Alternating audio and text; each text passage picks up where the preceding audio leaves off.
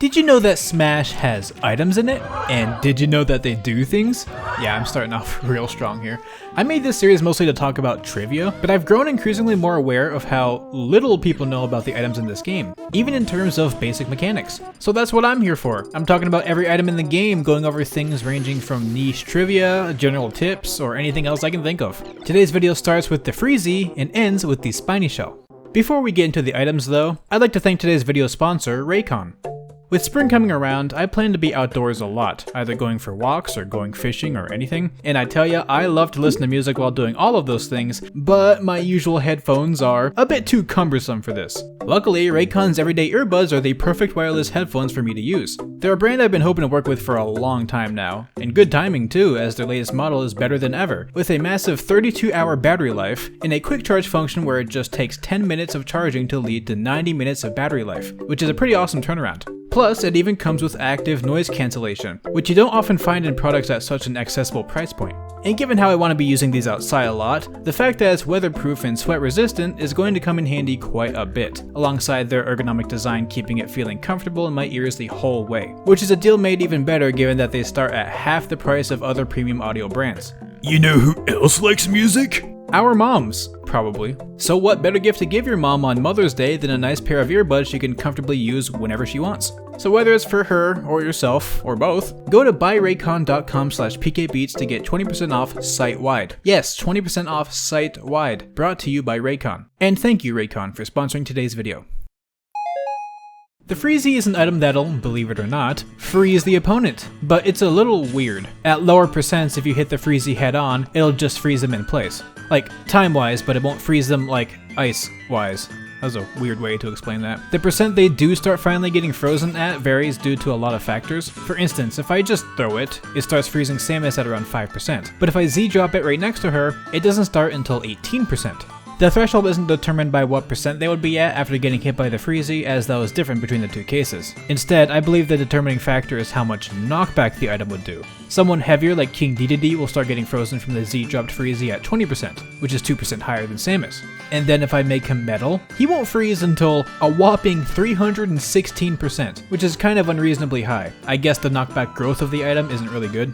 Now, I'd argue that the non-freezing version is a little bit better, as you can more directly combo out of it with something else, whereas if someone is frozen, you can deal some damage, but all damage sources are halved, and when they're thawed out, it can be difficult to hit them out of it without them dodging or anything. Fun fact about the freezing effect in general, but did you know that hitting them with an attack that has the flame effect will actually cut down the duration of the freeze? Not by too much, but by at least some. Anyways, an interesting element of this item is how it still has splash damage, a radius where it'll affect some people even without hitting them directly. And if you didn't notice, that just froze the opponent at 0%, even though hitting them directly wouldn't do that until later on. Apparently in the past, the Freezie's direct hit was a lot stronger and was just simply nerfed coming into this game, which would explain why it takes a little while before a direct hit can freeze. But I guess they didn't change the splash hitbox, which leaves it at its previous strength. So of course this freezes them much earlier, but it also has greater knockback in general. For reference, Smash throwing it directly at Samus will start KOing at 268% with this positioning, but that same type of throw that just gets the splash hitbox will KO starting at 142%. That's almost twice as strong, so you're probably better off just focusing on getting that splash hit. The Pitfall obviously buries people, either by hitting them directly or by creating an invisible trap, which lasts up to 40 seconds before despawning. That's mostly the whole gimmick, but this simple idea has so many avenues that it makes it among my favorite items in the game. If placed on a surface that you can usually go down through, like a platform, then being buried will just knock you straight down. And if you land on a pitfall spot while in the tumble animation, like being knocked into it, instead of being buried, you'll just sorta get hit. Though if the tumble animation gets interrupted with an attack or dodge or something, then it'll just act like you landed on it normally. And if you get hit by the pitfall seed directly while midair, you'll get spiked, which is pretty strong either for edge guarding or leading into your own combos. This is also what happens if you throw the pitfall at someone who's already buried. But enough of the basics, let's talk about some good tech. When you attack an opponent that's been buried, whether or not they get launched depends on how much knockback the attack would have given them. Launching them can be fine, which no longer comes with a knockback reduction in this game, but if your attacks are weak enough, then they won't launch the buried opponent. Plus they'll sort of retain the knockback of your last hit so that, when they're unburied, they'll be released with that knockback. This is a lot more reliable than the handful of frames of guaranteed punish you get from them naturally escaping the berry. So if you want to maximize your Pitfall punish, increase their percent with weak hits and with a good combo hit, then when they get unburied it should be an insanely fat punish.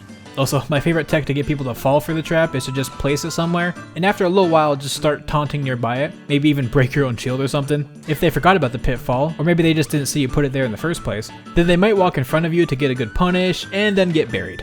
Thoroughly japed again. Okay, I'm gonna indulge myself and talk even more about this item because there's some really crazy stuff here. For one, the Pitfall actually has some insanely high knockback. I'm not talking about the spike variant, this is only modest, and the spike from hitting an already buried opponent is set knockback. I mean the berry itself. In order to make the berry last a good while, the knockback of the Pitfall was made super high. So how can we see that? Well, one fun way is with Kirby's stone. See, apparently Kirby is grounded here, but he can't be buried. So if you hit him with the Pitfall and it removes him from his stone, he'll end up eating all of that knockback without being buried. And what does that knockback look like? Yeah, it's insane. And this is also the logic behind that weird knockback thing with Link's Final Smash on a buried opponent from the Pitfall. It's just so strong. And the next tech is infinite pitfalls. When a pitfall hits an opponent, there's one frame where they get buried, but the pitfall is still in existence. So if you pick it back up on this frame, the berry will go through and you'll have the pitfall back in your hands, essentially duplicating it. It's really precise, and unless you're left with the last pitfall in all of humanity, you can still just wait for another one to spawn in or something, but hey, it's an infinite pitfall glitch, and by doing this you could maybe set up a quick and cool combo. By the way, you can also do this with the Freezie to get yourself infinite ice. And my fridge is lacking one of those infinite ice dispensers, so I'll take it.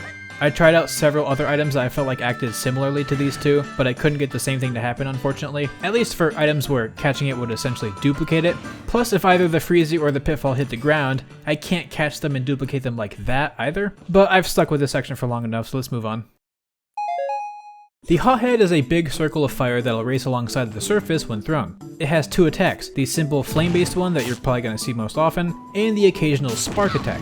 This spark is a little bit stronger than the normal hitbox, though when the spark comes in seems to be random, not based on any predetermined pattern. So getting it to happen intentionally could be a little difficult. What's also random seems to be the speed at which it travels along the ground. I tried to keep the testing as controlled as I could, but the exact speed it went at was inconsistent, either being slow, average, or fast. I found that smash throwing it more often led to either average or fast speeds, but even then it wasn't super easy to predict, and just simply dropping it is really random. Given how the item basically gets more hits the more times it loops, you're almost always going to want it to be faster, though it going slow can have its own benefits too, in that it sticks around a little bit longer in one area. Oh, and no, the speed does not seem to change the actual damage output. What does change damage output is how much you attack the Hothead. Normal attacks will boost its power and size, but at a much lower rate compared to attacks with either the flame effect or the electric effect. However, while it does have a standard size cap, the damage cap is kinda weird. For example, the power of the Hothead after doing 5 forward smashes seems to be basically the same after doing 10 forward smashes. But if I do 4 forward smashes, then one fully charged attack, the damage suddenly goes up by, like, 1%. So even though there's some kind of damage cap, it also seems to vary based on the strength of the attacks, like it's not just purely cumulative. So a single Bob-omb boosts its power to deal over 35%. In my favorite example, a single Kamikaze will make the Hothead so strong that it almost insta-KOs with just this basic hit. Pair that with the fact that it can be reflected after it started racing around and yeah, that's kinda busted. So if you're gonna power this item up, instead of using a lot of weak attacks, try just using a single really strong attack instead to maximize its potential. Mr. Saturn is a very weak item whose only real use is breaking shields. The damage it deals to them is insanely high, though not a guaranteed break for something like Shield Art Shulk. By the way, parrying a Mr. Saturn automatically gives you plus 10 aura in any match, given the risk it poses. But these creatures actually got some uses up their sleeve. For one, starting around 150% or so, there's a small chance it can trip the opponent. Then, at around 220% and higher, it'll actually start spiking them. It's a very weak spike, and the reason why is because, well, it's always spiking grounded opponents. It's just so weak that it usually doesn't actually cause the spike effect, instead just stunning them for a little bit. We can see this with other spiking moves at lower percent, they just stun. And yes, unfortunately, it's just grounded opponents, no aerial spike shenanigans here. So the higher the percent, the more the spike launches the opponent, which will eventually start KOing. I mean, it's weaker than the normal aerial hit, which starts KOing at around 600%, with the spike near 840% instead, but who's counting? Also, Mr. Saturn is considered a live specimen with rights and thus cannot be eaten by anyone like King Dedede or Wario and such, unlike a lot of other items. If you're curious, the Kuko also has these rights, but not something like the Bob-omb, so sucks to be them. The green shell is a throwable item that glides alongside the ground, bouncing off of walls and such. It can be triggered by simply jumping on it, though its damage output would be a lot lower like this. It can also be jumped on to stop it when it's already going. On any flat stage, you'll realistically never see the green shell come to a natural stop once it starts going, but if you incorporate walls to keep bouncing it around, you'll be able to tell that its initial speed does play a factor in determining how much gas it's got in the tank. By the way, its damage cap is relatively low, so even big hits won't make it any stronger than just throwing it. One thing you might notice about this item is how, when it hits an opponent, it has a chance to either keep moving past them, or to bounce off and then stop. The latter seems pretty interesting for combos, but which outcome you get seems to be random. And you wouldn't want poor old me to test this thousands and thousands of times just to figure out something so niche, right? Right? Okay, look, the most I'll grant is a few hundred, okay? Just doing my usual thing, simply throwing the shell from the spawn positions in training mode. After 200 shells, 60 of them bounced, with 140 of them passing through. A very clean 3-to-7 ratio. But then I also wanted to see if there were any majorly obvious changes from when you jump on the shell instead, so I did this an extra 100 times and got 34 bounces and 66 not bouncing. It's technically a little bit more, but in either case it seems to be very close to a 1 out of 3 chance for the shell to bounce off, so that's that. Now, of course, grain of salt here. I could have had a bigger sample size and other factors might come into play, but you know what, it's a good starting point. My favorite niche tech with this item, though, is how if you Z-drop it, it'll fall right alongside you for a bit. And when it does this, you can actually jump on it after it's been dropped. This is essentially an extra mid-air jump, and while its success depends on things like your fall speed or where the shell is, given that the shell falls faster than most characters, as long as you don't fast fall, simply Z-dropping it and staying still in the air will give you the jump boost, which we'll obviously be calling a shell jump. Now if your timing is really good, you can even pick the item back up after you've jumped on it. It's easiest to do with some aerial, but this incurs some lag which varies depending on which aerial you use. However, if you tap grab in the air with good timing, you'll pick up the shell again with zero lag. Put all these pieces together perfectly and you can shell jump basically forever. Yeah, eat your heart out, NASA. Now this is a little impractical as you only have a few frames to catch the shell after landing on it, and if you try to input something to catch it too early, you'll do so before jumping on it, which ruins the tech. So you've got to have a really good rhythm to do something this crazy, and otherwise might just want to stick to getting that one extra jump. Unless you're someone really floaty like Jigglypuff, in that case it's actually pretty forgiving to get all these elements to line up. And I at least found that the rhythm was way more intuitive. So yeah, Puff can just sorta leave now. That's pretty cool. The bumper is a hazard item that'll stick around for 16 seconds once placed, being quite the nuisance given how it affects even yourself. If you didn't know, the knockback of the bumper actually scales with your damage. It's not the fastest scaling, but it'll definitely make a difference between low percents and high. It'll start KOing on its own from center stage around 500% or so.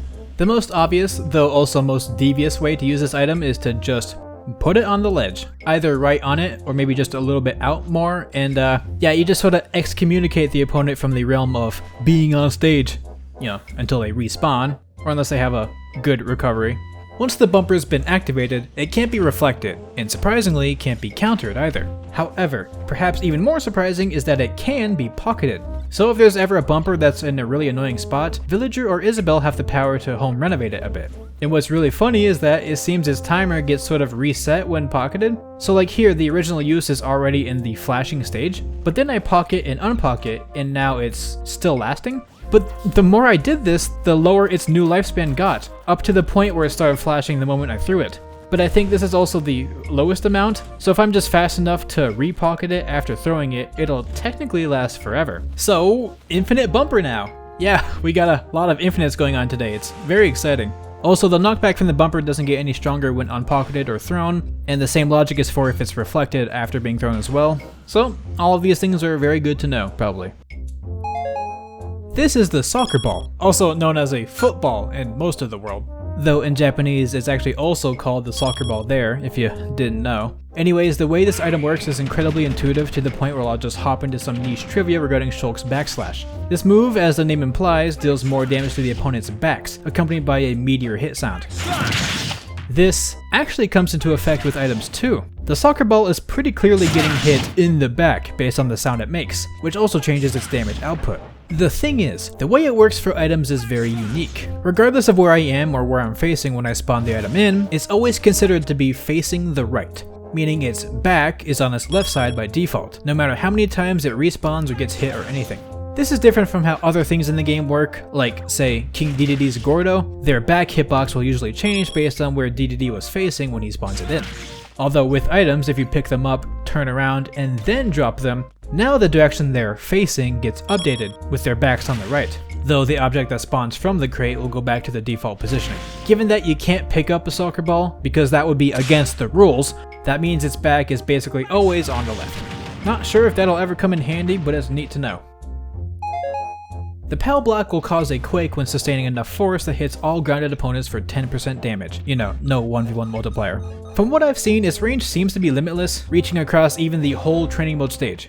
However, the quake can be shielded or avoided with intangibility, and of course it does nothing to aerial opponents. It has a total of 3 uses before it goes away, signified by its growing flatness, and most things will activate it, like attacking it, throwing it, hitting an opponent with it, or dropping it from enough distance. Though if you're close enough to the ground when you drop it, the force won't be enough to trigger it. This is useful if you'd like to get the physical hit without actually triggering the quake. New to this game, the quake of one POW block will actually stack with all the others, meaning if you have like 8 spawned in, the resulting quake will do a massive 80% damage to anyone caught. Though keep in mind that activating items like the Kuko or the Beehive with a POW block will have them aggro whoever it was that triggered the quake, and that's no fun. The Spiny Shell will hover over a character for a little bit before eventually attacking them, dealing respectable damage. And yeah, Nintendo's really trying to push us to call this the Spiny Shell and not the Blue Shell. I'm not really a fan of that, but I'll just go with it to be accurate. The target is chosen based on who is in first place. If the user is in first place, then it targets whoever's next up. If the stalker point counts are the same between available candidates, then it'll just choose based on which character is closer. Apparently, the percent of the characters doesn't actually change their placing in terms of how the Spiny Shell works, so it'll still choose based on proximity. While the shell is hovering, it actually still has a hitbox, so if it targets you and you're in a free-for-all setting, you could get a little cheeky by passing the burden on to someone else. And if you wanted to just dodge it, you'll have to remember the fact that the exact timing of when it falls is actually a little random. Now, like, the timing of when it starts to go down is around 5 seconds consistently, but the exact speed in which it goes down is either fast, average, or slow, which can make it really hard to deal with. Anyways, look at this neat combo I did that actually uses the blue shell's hovering mechanic in a more unique way. And with that, I'll be ending this amazing video. Since my last main upload, we've had a whole Switch 2 Direct and all of its news. There's obviously a lot I could talk about it, but I've got my dinky little reaction video uploaded anyways, so instead I'll just talk about how happy I am that the project Sakurai has been working on is Kirby Air Riders. I loved that game growing up. I basically just played City Trial, but I think it's safe to say that's a fan favorite mode anyways, and it's pretty likely we'll be seeing it again, in at least some way. Having a new version with my goat Sakurai as the lead director is incredibly promising and incredibly exciting. I mean, clearly this dude thinks the core game mode of City Trial is awesome. He even tried to implement it in Smash for the 3DS with Smash Run. I still wish we got that game mode in Ultimate, but whatever. There's a lot of controversy regarding the Switch 2, which I completely understand. But it's just hard to not be so happy that Kirby Air Ride is getting a revival. You'll definitely be seeing at least one video about it from me. But yeah, this video's been long enough anyway, so I'll just end it off by saying thanks to Raycon again for sponsoring today's video, and an even bigger thank you to my patrons Burbo, Pixelboy, Rain, Sil700, and everyone else for their support. Stay casual, and I'll see y'all later.